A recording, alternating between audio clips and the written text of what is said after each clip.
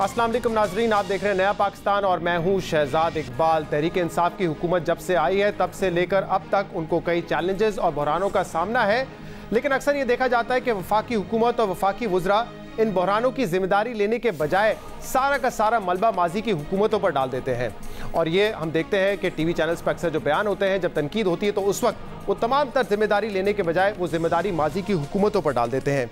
इसी तरह का एक मामला कराची में लोड शेडिंग का है। कराची में इस वक्त खौफनाक लोड शेडिंग है। पिछले 2-3 हफ्तों से 7-8 घंटे की एलानिया और गैर एलानिया लोड शेडिंग हो रही है। इस पर काबू पाने के हवाले से एहतजाज भी हुए हैं, सियासी जमातों ने भी एहतजाज किए हैं, शहरियों ने भी एहतजाज किया। ये मुतालबा किया है कि के इलेक्ट्रिक को इसका जिम्मेदार ठहराया जाए और के इलेक्ट्रिक के खिलाफ कार्रवाई की जाए। वफाकी हुकूमत ने इस हवाले से एक टीम बनाई थी और असद उमर साहब और शहजाद कासिम साहब जो कि वज़ीर आज़म के मुआविन ख़ुसूसी हैं, वो आज कराची पहुँचे और गवर्नर सिंध इमरान इस्माइल के ज़ेर सदारत आज एक इजलास हुआ और उस इजलास में ये बताया गया है कि कराची में जो लोड शेडिंग है अब वो ख़त्म हो जाएगी, क्योंकि कराची के इलेक्ट्रिक को जो गैस की फराहमी है उसमें इजाफा किया जाएगा। कराची के अंदर जो गैर मामूली लोड शेडिंग हो रही है और जो शेड्यूल्ड लोड शेडिंग के अलावा अनशेड्यूल्ड गैर एलानिया लोड शेडिंग हो रही है, उसको फिल फौर कैसे ख़त्म कराया जा सकता है, उसके लिए गैस सप्लाई का इजाफे का भी फैसला कर लिया गया और फर्नेस ऑयल की जो सप्लाई है उसके अंदर इजाफा भी कर दिया गया है। और इंशाअल्लाह ताला ये दोनों चीज़ें होने के बाद कल से कराची में कोई भी गैर एलानिया लोड शेडिंग नहीं होगी। असद उमर साहब और शहजाद कासिम आज कराची में मौजूद थे। गवर्नर सिंध इमरान इस्माइल के ज़ेर सदारत आज इजलास हुआ जिसमें कराची के मेयर भी मौजूद थे, के इलेक्ट्रिक के जो ऑफिशल्स हैं वो भी इस इजलास में मौजूद थे। और असद उमर साहब ने बताया कि के इलेक्ट्रिक को अब पहले से ज़्यादा गैस दी जाएगी, जिससे फौरी तौर पर यह मसला हल हो जाएगा, यानी कि कल से गैर एलानिया लोड शेडिंग नहीं होगी। ये भी उन्होंने बताया कि अगले 2 साल में के इलेक्ट्रिक को 1350 मेगावाट मज़ीद बिजली दी जाएगी, जिससे ये मसला जो है मुस्तकिल ख़त्म हो जाएगा। लेकिन यही बात जब नेशनल असम्बली के फ्लोर ऑफ द हाउस भी थी और अपोजिशन ने तनकीद की, पाकिस्तान तहरीक इंसाफ की वफाकी हुकूमत पर तनकीद की कि कराची में आज भी इतनी लोड शेडिंग हो रही है कि इलेक्ट्रिक के खिलाफ हुकूमत कोई एक्शन क्यों नहीं लेती, तो उस दिन floor of the house Asad Umar साहब ने सारी की सारी जिम्मेदारी माजी की हुकूमतों पर डाल दी थी। के इलेक्ट्रिक की प्राइवेटाइजेशन निजकारी तो की तहरीक इंसाफ ने, ऐसे लग रहा है इनकी बातों से। सर, के इलेक्ट्रिक की निजकारी की गई थी पाकिस्तान मुस्लिम लीग काफ की हुकूमत में। उसके बाद 5 साल पीपल्स पार्टी की हुकूमत रही, फिर उसके बाद आ गई मुस्लिम लीग नून की हुकूमत। 5 साल अल्हम्दुलिल्लाह वो भी हुकूमत चली। हम उनसे भी यही सवाल पूछेंगे कि ये मेंबर्स ऑपोजिशन के पूछ रहे हैं कि के इलेक्ट्रिक का जो मालिक है वो बहुत बड़ी क्रिमिनल आउटफिट है, तो इन्होंने 5 साल उस पर एक्शन क्यों नहीं लिया। असद उमर साहब से हुकूमत से जब ये सवाल हुआ कि के इलेक्ट्रिक के खिलाफ कोई एक्शन क्यों नहीं हो रहा है, लोड शेडिंग इतनी ज़्यादा हो रही है, तो असद उमर साहब ने कहा कि ये निजकारी हमारे दौर में नहीं हुई थी। इसके बाद पीपल्स पार्टी की हुकूमत भी आई है, नून लीग की हुकूमत भी आई है। अगर ये इतना ही बड़ा क्रिमिनल आउटफिट है तो आपकी हुकूमतों ने इनके खिलाफ कोई एक्शन क्यों नहीं लिया। ये वाहिद इशू नहीं है जिस पर यह तनकीद हुई हो और जो हुकूमत पर तनकीद हुई हो और हुकूमत ने इसका जवाब ये दिया हो कि माजी की हुकूमतें इसकी जिम्मेदार हैं। और ये बात बहुत हद तक दुरुस्त भी है। काफ़ी सारे ऐसे मसाइल हैं जो कि पाकिस्तान तहरीक इंसाफ की हुकूमत को वर्से में मिले हैं। सबसे बड़ा मसला इकॉनमी का है, मईशत का है, जो कि अच्छे हाल में नहीं मिली तहरीक इंसाफ की हुकूमत को। लेकिन ऐसे भी बहुत सारे इशूज़ हैं, ऐसे बहुत सारे बहरान हैं जिनकी जो नौयत है वो ज़्यादा संगीन हुई है, ज़्यादा गंभीर हुई है पाकिस्तान तहरीक इंसाफ के दौरे हुकूमत में। और कई बहरान और इशूज़ ऐसे हैं जो कि तहरीक इंसाफ की हुकूमत में आने के बाद पैदा हुए हैं, लेकिन उनकी जिम्मेदारी भी माजी की हुकूमतों पर डाल दी जाती है। अवाम अब ये सवाल करते हैं कि माजी की हुकूमतों को ही कसूरवार ठहराया जाएगा या तहरीक इंसाफ ये भी बताएगी कि हमने कौन से ऐसे इक़दाम उठाए हैं जिसकी वजह से इन मसाइल में कुछ हद तक बेहतरी आई हो या ये मसाइल ख़त्म ही हो गए हो। ये सवाल अब आवाम पूछ रहे हैं क्योंकि ऐसे बहुत सारे इशूज़ हैं। चीनी का इशू आया, आटे का बहरान आया, उसकी जिम्मेदारी माजी की हुकूमतों पर डाल दी गई। गैस की किल्लत हुई 2018 में, समझ आता था कि माजी की हुकूमतों पर डाला गया, लेकिन 2019 में भी जब गैस की किल्लत हुई तो उसकी जिम्मेदारी भी माजी की हुकूमत पर डाल दी गई। प्लेन क्रैश होता है PIE का, उसकी तहकीकात में पता चलता है कि पायलट्स के जाली लाइसेंसेज हैं, फेक लाइसेंसेज हैं, उस हवाले से भी मुकम्मल जिम्मेदारी माजी की हुकूमतों पर डाली गई। और इसी तरह सानिया साहिवाल का जो वाक़या आपको याद होगा, जहाँ पे पुलिस अफसरान ने बेकसूर लोगों को खुलेआम शूट किया था, उसकी जिम्मेदारी भी तहरीक इंसाफ ने माजी की हुकूमत पर ही डाली थी। ये तमाम ऐसे इशूज़ थे, तमाम ऐसे बहरान थे जिनकी जिम्मेदारी हुकूमत ने माजी की हुकूमतों पर डाली है। आखिर में आपने सुना डॉक्टर शहबाज गिल ये कह रहे थे कि सियासी भर्तियाँ पुलिस में हुई हैं, इसीलिए सानिया साहिवाल किस्म के वाक़यात सामने आते हैं। इस पर बात करने के लिए हमारे साथ इंफॉर्मेशन मिनिस्टर साहब मौजूद हैं, शिबली फराज साहब। शिबली साहब, बहुत बहुत शुक्रिया, आपने हमें ज्वाइन किया। सर, आपकी हुकूमत को आए हुए अब 2 साल हो चुके हैं। बहुत सारे ऐसे मसाइल और ऐसे बहरानात हैं जो कि आपको विरसे में मिले और उसमें आपका कसूर नहीं था। मईशत आपको कहते हैं आप अच्छे हाल में नहीं मिली, लेकिन बहुत सारे ऐसे इशूज़ भी हैं, बहुत सारे ऐसे बहरान हैं जिनकी नौयत ज़्यादा गंभीर हुई है, या ऐसे भी बहरान हैं जो कि आपकी हुकूमत में आके पैदा हुए हैं, आपके बदइंतज़ामी की वजह से पैदा हुए हैं। उसकी जिम्मेदारी तो वफाकी हुकूमत को लेनी चाहिए, ना कि 2 साल बाद वो जिम्मेदारी भी माजी की हुकूमतों पर डाल दी जाए। अवाम तो अब आपसे ही जवाब मांगेंगे इसका। देखें, जो आपने अपना जो इब्तिदाइया दिखाया है, तो मैं तो ये समझता हूँ कि उसमें कोई एक बात ऐसी नहीं थी जो कि गलत हो। बिल्कुल, I stand by and I endorse what has been said. देखें, बात ये है कि आप जनरली अगर आप बात करें कि हमारी हुकूमत और माजी की हुकूमतों में क्या फ़र्क था, तो फ़र्क यही था कि देखें, पहली बात तो ये है कि आप माजी से अपने आप को छुड़ा नहीं सकते। आज अगर आप शहजाद इकबाल हैं तो आप आज अपने माजी को पीछे से नहीं छुड़ा सकते। आपने वही होना है जो कि आपको आज की सिचुएशन मिलेगी। आपने देखा होगा कि ये जो जितनी भी चीज़ों का जिक्र आपने किया, इसमें फैक्ट नहीं है। क्या ये चीनी का बहरान उस चीज़ की कंटिन्यूटी नहीं है जो कि उन्होंने अपने ज़माने में एक कार्टेल्स को, एक माफियाज को, जस्ट बिकॉज वो खुद अपनी मिलें रखते थे, तो उसकी वजह से वो। और आपका क्या ख्याल है कि ये इतने कमज़ोर लोग हैं, इनके मफादात इतने जुड़े हुए हैं कि ये आपको एक ऐसी हुकूमत को जिसका कि बेसिकली जो उसका एजेंडा है वो यही है कि हमने पाकिस्तान को इन माफिया से, इन कार्टेल से, इससे हमने निजात दिलानी है। अगर आप समझते हैं कि ये इतने कमज़ोर लोग हैं, हम नहीं समझते कि बावजूद इसके कि हुकूमत है हमारी और कोई भी हुकूमत हो, लेकिन अगर उनकी इंटेंशन ये है कि उन्होंने इस मुल्क को ठीक करना है, तो जाहिर है कि इनकी तरफ से रेजिस्टेंस होगा। वो जगह जगह पे हमारे लिए ऑब्स्टिकल क्रिएट करेंगे, बिकॉज उनके मफादात जुड़े हुए हैं। जबकि हमारी हुकूमत, हमारी लीडरशिप, हमारे प्राइम मिनिस्टर का न तो कोई कारोबार है और न उनकी कोई विरासती सियासत है। वो तो आए हैं और इसी वजह से उन्होंने, अवाम ने उनको जो मैंडेट दिया है वो बुनियादी इन्हीं चीज़ों को ठीक करने आए थे। और अगर आप ये समझते हैं कि ये मसाइल इतने सिंपल थे जो कि हमें विरसे में मिले हैं, जो कि 2 साल से, अभी 2 साल भी नहीं हुए, 20 महीनों में, 21 महीनों में अगर हम इसको सॉल्व कर देंगे टोटली, तो ये मेरा ख्याल है कि आप कुछ ज़रूरत से ज़्यादा आप हमसे एक्सपेक्ट कर रहे हैं या इंसान से एक्सपेक्ट कर रहे हैं, जिसके लिए बहरहाल मैं शुक्रिया अदा करता हूँ आपको कि आप समझते हैं कि हमें वो कैपेबिलिटी। शिबली साहब, इसका शुक्रिया वैसे आप वज़ीर आज़म साहब को आप शुक्रिया अदा करें, क्योंकि ये बातें तो अवाम से की गई थी ना। देखिए, जब आपने मैंडेट अवाम से मांगा था तो मैंडेट आपको इसी बात का मिला था कि बहरान बहुत सारे हैं, मसाइल बहुत सारे हैं और आपने इनको फिक्स करना है, यही आपने अवाम से कहा था। और उस वक्त तो ये कहा गया था कि 100 दिन में कर देंगे, 1 साल में कर देंगे, लेकिन अब 2 साल बाद भी जब कोई तनकीद करता है, कोई सवाल पूछता है, तो जवाब में सिर्फ ये आता है कि ये माजी की हुकूमत ने किया है, इसमें माफियाज मौजूद हैं। इन्हीं माफिया से लड़ने के लिए, इसी सिस्टम को ठीक करने के लिए ही वोट मांगा था ना। उसके लिए सबसे पहले जो है तो हमें आपकी सपोर्ट चाहिए, बनिस्बत आपके कि जो आपको प्रोग्राम जो देख रहा हो उससे ये लगे कि ये तो कुछ भी नहीं हुआ, तो जाहिर है कि आपको सपोर्ट, बिकॉज ये आपका भी पाकिस्तान है, ये सिर्फ हमारा पाकिस्तान नहीं है, सिर्फ पाकिस्तान नहीं है। नंबर 1। नंबर 2, शहजाद, ये है कि ये चीजें इतनी कॉम्प्लेक्स होती हैं और आप कहते हैं कि जी हमें अवाम, बिल्कुल हमें अवाम ने मैंडेट दिया है, अभी हमारे 3 साल रहते हैं। आप ये सवालात हमसे 5 साल बात करें, अगर उसका हम जवाब नहीं दे सके तो फिर आप बात करें, लेकिन बजाय इसके कि आप इस चीज को इनकरेज करें जो कि हुकूमत जो अच्छी चीजें कर रही हैं। आप मुझे बताएं कि आपका मुल्क जो कि जिसका कि हेल्थ इंफ्रास्ट्रक्चर बिल्कुल, जिसकी मईशत तबाह, ये हेल्थ का इंफ्रास्ट्रक्चर हमने तबाह किया है।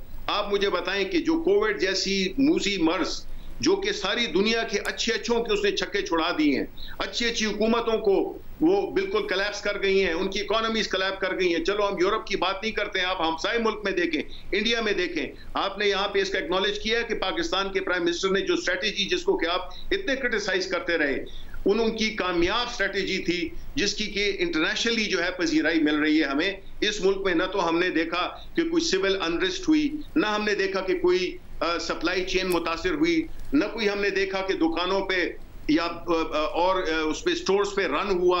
ये सारी चीजें आप अपनी, हमारा जो अमवात का रेट है, आप हमारी जो इन्फेक्शंस का, आप हमारे हॉस्पिटल की, हम ये बात शिबली साहब आपकी दुरुस्त है कि अमवात हमारे यहाँ कम हुई है, लेकिन केसेस के एतबार से हम 11वें नंबर पे आ चुके हैं।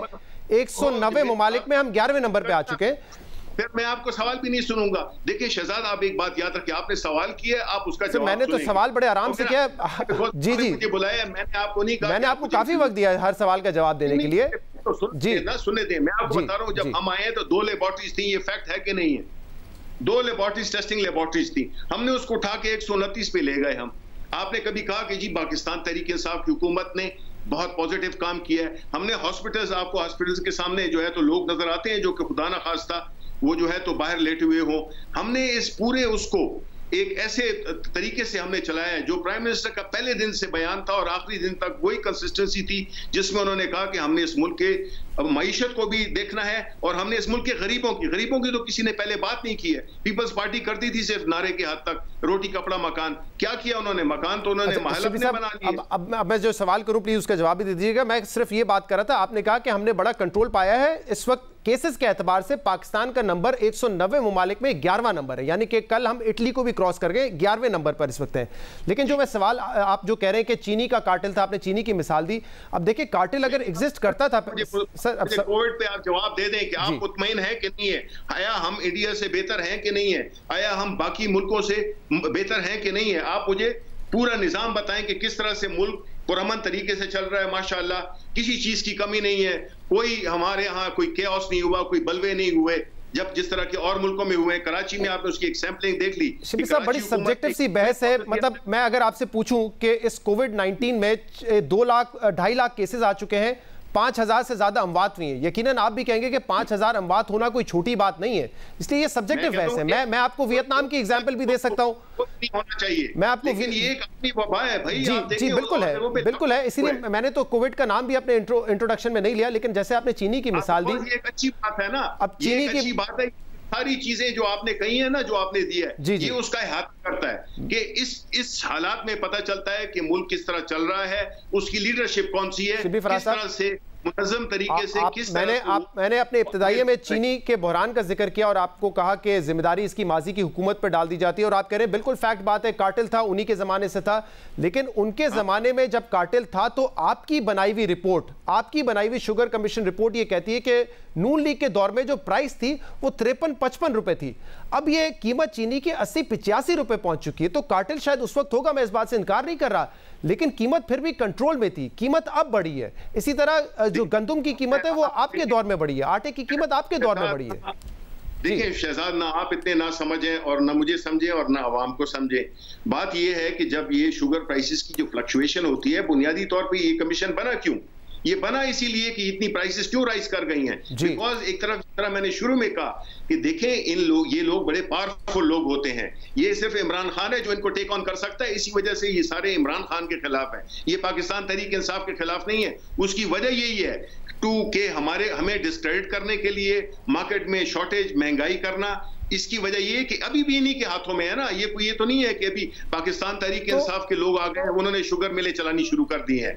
यही इसीलिए आपकी पार्टी में तो जो लोग थे वो शुगर मिल काफी अरसे से चला रहे थे, काफी अरसे से तनकीद भी होती थी कि कॉन्फ्लिक्ट ऑफ इंटरेस्ट है, इनको ना लगाएं इस इंपॉर्टेंट पोजीशन पे। उस वक्त हुकूमत बात नहीं सुनती थी, लेकिन आप उस रिपोर्ट का क्रेडिट हमें देने को तैयार नहीं है। मैं आपको उस रिपोर्ट का क्रेडिट एक नहीं कई मर्तबा दे चुका हूं, और मैं आपकी खुशी के लिए शिबली साहब मैं दोबारा दे देता हूं, मैं क्रेडिट आपको दे देता हूं, लेकिन मेरी बात सुने।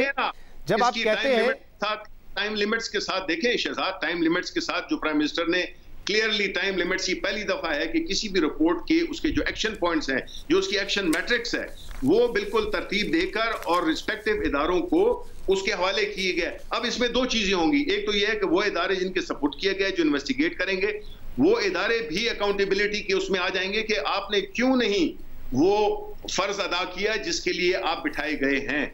तो इससे एक ओवरऑल, और इसी तरह हम चलेंगे ना। शिबली फराज साहब देखें, अवाम आपसे क्या चाहती है? अवाम चीनी की कम कीमत चाहती है या अवाम आपसे ये चाहती है कि आप एक रिपोर्ट शाये कर दें? रिपोर्ट का क्रेडिट आपको मिलता है, लेकिन आप देखिए, आप सवाल तो सुन लीजिए, अब सवाल तो सुन लीजिए। आपका एतराज है कि मैं जवाब नहीं सुनता, अब आप सवाल नहीं सुन रहे हैं। क्या उनके गले पकड़ लें? अब मेरा सवाल सुन लीजिए। अगर हम चीजें ऐसे नहीं कर सकते हैं। इसका नतीजा जो ये रिपोर्ट है उसका नतीजा यही होगा, उसका जो लॉजिकल एंड है वो यही होगा कि आपकी कीमतें जो हैं वो कम होंगी, बिकॉज आपने बीच में जितने भी वो लोग थे जो एक्सप्लॉइट कर रहे थे, जिस तरह के प्राइम मिनिस्टर साहब ने कहा कि किसान अपनी जगह पे उसको लूटा जा रहा था। फराज साहब, जब कीमत कम होगी, लूटा जा रहा था और अवाम को जब कीमत कम होगी तो क्रेडिट आपको मुझसे लेने की जरूरत नहीं है, अवाम ही उसका क्रेडिट आपको देगी। लेकिन सवाल मेरा ये था, जो आप खुद एतराफ कर रहे हैं कि जब हम आए हैं तो ये जो कार्टेल्स थे, ये जो माफियाज थे, ये कीमत को ऊपर लेके चले गए, तो इसमें आपको तस्लीम करना पड़ेगा कि ये बद इंतजामी की वजह से है। माफिया को कंट्रोल करना, अब सवाल सुन लीजिए ना, माफिया को कंट्रोल करना शहजाद इकबाल का काम तो नहीं होगा ना। माफिया को कंट्रोल करना माजी की हुकूमत का काम नहीं है, अब ये आपकी जिम्मेदारी है। अगर आपके दौरे इक़्तिदार में ये कीमत बढ़ती है तो जिम्मेदारी आपको लेनी पड़ेगी। आई विश कि आप लोग उतनी वसिफरस होते जब इस मुल्क को लूटा जा रहा था, उस वक्त आप उतने ही विगरसली वसिफरसली इन चीजों को उठाते, रोजाना उठाते। जी, उस वक्त इमरान खान साहब ही बैठ के तारीफ करते थे कि पनामा के मामले पर मीडिया ने, आप लोगों ने बड़ा जबरदस्त किरदार अदा किया है। और इमरान खान ही हमें बताते थे कि जब हम हुकूमत में आए या कोई भी हुकूमत हो, मीडिया का काम ये होता है कि हुकूमत की जो कारकर्दगी है, जहां पे कोताहियां हैं, उसकी निशानदेही करें। ये इमरान खान साहब ने ही बताया था। करते हैं तो आप एतराज करते हैं। हाँ भाई, ये बड़े अच्छा है कि जब एतराज करो, जब कोई मसाइल, कोई मसला बताओ तो आप कहते हैं कि एजेंडा सेटिंग है। ये अब कीमत बढ़ी है 85 रुपए, क्या ये एजेंडा सेटिंग है शिबली फराज साहब? ये इस तरह के पर्सनल रिमार्क्स तो मैं भी दे सकता हूं। मैं तो आपकी कारकर्दगी पे सवाल उठा रहा हूं। मैं ये नहीं कह रहा कि आपने जानबूझ के मुल्क को लूट लिया, आपने मुल्क को बर्बाद कर दिया। ये जुमले नहीं इस्तेमाल कर रहा हूं मैं आपको बताता हूं, आप जर्नलिस्ट हैं या एंकर पर्सन है, जो भी आपका, मुझे वो नहीं पता। मैं आपको एक बात कहूं, देखिए, जब भी कोई चैनल होगा, कोई अखबार होगा, कोई सहाफी होगा, अगर तो वो अच्छे को अच्छा और बुरे को बुरा कहेगा तो उसकी क्रेडिबिलिटी बढ़ती है। ये नहीं कि हर चीज बुरी है, सिर्फ बुरी चीजों को उठाना है, ये सिर्फ अच्छी चीजों को उठाना है, वो दोनों एजेंडा सेटिंग में आते हैं। मेरी आपसे ये रिक्वेस्ट है कि जब आप बात करते हैं तो आप जो अच्छी बात भी करते हैं उसमें भी आप एक ऐसा तंज ले आते हैं या कोई ऐसी बात ले आते हैं कि उसको न्यूट्रलाइज कर देते हैं। मेरे ख्याल से जो पार्टी हुकूमत में होती है उसको ये फील होता है। हम 5 साल, नून लीग कहती है 5 साल में हमने बिजली का बहरान हल कर दिया, लेकिन हमने 1.5 साल से सुनाना शुरू कर दिया था, शहबाज शरीफ साहब आपने 1.5 साल का वादा किया, 5 साल तक उनको ये सुनाते रहे कि आपने 1.5 साल का वादा किया था बिजली का बहरान हल करने के लिए। उस वक्त उनको भी यही लगता था कि हम एजेंडा सेटिंग कर रहे हैं। लेकिन जब आप ऑपोजिशन में होते हैं तो आप मीडिया को कहते हैं कि आप क्रिटिसाइज करें, आप हुकूमत की कोताहियों की निशानदेही करें। हैप्पी जी आप बात करें। अच्छा, एक सवाल, मैं एक और मिसाल आपको देता हूं। सानिया साहिवाल हुआ, क्या जो जिम्मेदार थे उनको गिरफ्तार करके उनको सजा देना ये हुकूमत की जिम्मेदारी नहीं थी? क्या उसमें भी हम यही निशानदेही करते रहेंगे कि हमारी पुलिस कितनी पॉलिटिसाइज हो चुकी है? देखें, बिल्कुल करें आप, लेकिन तब भी मैं मानूंगा जब आप मॉडल टाउन का भी जिक्र करें, जब आप कराची के इश्यूज का भी जिक्र करें, जो कि आजकल बात हो रही है। देखिए, आपका काम, मैं उससे एग्री करता हूं। मेरे ख्याल से कोई 5 साल मॉडल टाउन पे हमने बात की है शिबली फराज साहब, आप ये नहीं कह सकते कि मॉडल टाउन पे बात नहीं की गई है। देखें बात सुने, आपको अगर फिर मैं कहूं, देखें ये जो पुलिस है, ये पुलिस अगर सियासी बुनियादों पे भर्ती होगी, ये इसका आपको भी इतराफ है और हमने देखा भी है। अगर जो जितने भी ये इदारे हैं, बात मुल्क जो है ना इंडिविजुअल्स नहीं चलाते हैं, मुल्क जो है इदारे चलाते हैं। इदारों को इतना मफलूज कर दिया गया है, इदारों को इतना डिफैंग कर दिया गया है कि वो इदारे अब बराइनाम रह गए हैं। अब अगर हम आपको बताएं कि जो चीज हमने उठाई है उसमें हमें इतनी वो मिली है, बैड स्मेल मिली है कि हमारा दिल ही नहीं चाहता कि उसके ऊपर कहते हैं कि दोबारा ढक्कन रख दें। लेकिन फैक्ट ये है कि हमारी हुकूमत पूरी तरह से, देखिए असल चीज क्या है, कमिटेड है, वो है लीडरशिप इज टोटली कमिटेड कि हमने इस मुल्क को ठीक करना है कम वोट में। अगर रिकॉन्सिलिएटी ट्रेडिशनल सियासत करने लगे जिसमें हम कहें कि जी ये हम अकाउंटेबिलिटी नहीं करेंगे, हम लोगों को वो नहीं करेंगे, एक्सपोज नहीं करेंगे, बहुत शुक्रिया। अकाउंटेबिलिटी आप करें, आप कहते हैं हुकूमत कमिटेड है, लेकिन ऑब्वियसली अवाम रिजल्ट भी देखना चाहती है। 2 साल बाद नहीं तो अगले साल भी और लोग ये सवाल आपसे कर रहे होंगे कि ठीक है, माजी की हुकूमत ने ये बहरान दिया, लेकिन आपके वो कौन से इकदाम थे जिनकी वजह से ये बहरान खत्म हो गए हैं, या अब उन एरियाज में बेहतरी नजर आ रही है। प्रोग्राम में शामिल करेंगे एक ब्रेक, इसके बाद एक और इशू पर बात करेंगे, हमारे साथ रहिएगा।